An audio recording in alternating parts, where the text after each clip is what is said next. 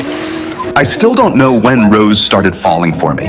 One time, while I was brushing my teeth, she suddenly kissed me. I completely froze. I immediately told her this wasn't right, but instead of backing off, she snuck into my bed that same night and held on to me while she slept. A few days earlier, Tom and I had taken our daughters on vacation. I've always been good with kids. No matter where we went, they treated me more like a friend than a parent. The next day, the four of us went waterfall rappelling. But after a small argument with Tom, Rose insisted on pairing up with me. I didn't think much of it at first. I just guided her slowly down the cliff. But the rocks were slippery as hell.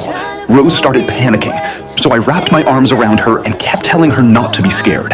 Eventually, we made it down safely together. Then she completely caught me off guard. Rose started changing clothes right in front of me. I had to keep taking deep breaths just to stay calm.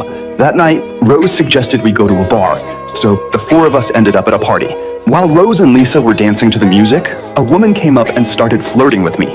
As a single guy, I was honestly enjoying it. We were having a great conversation. Then, out of nowhere, Rose rushed over.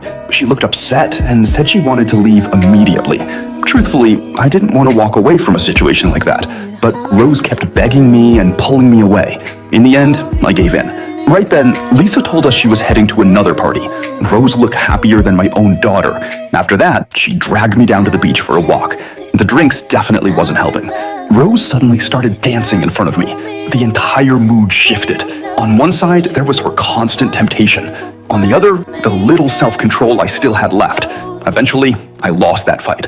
I ripped my shirt off and jumped into the ocean. At first, I was only trying to cool myself down, but with all the things Rose kept whispering to me, I finally gave in. The next morning, I regretted everything. After that night, Rose became even bolder. She started teasing me on purpose, and all I could do was keep my distance from her, because deep down, I knew this could only end badly. Later on, the four of us went to the beach together. Rose suddenly asked me to put sunscreen on her. Tom didn't think anything of it, so I forced myself to say yes. But the way Rose kept touching me nearly pushed me over the edge. To stop things from getting worse, I immediately got up to go swimming. But the second I walked away, Rose followed me. That was the moment I finally snapped. I yelled at her and told her this was getting dangerous. What I didn't know was my daughter had seen everything.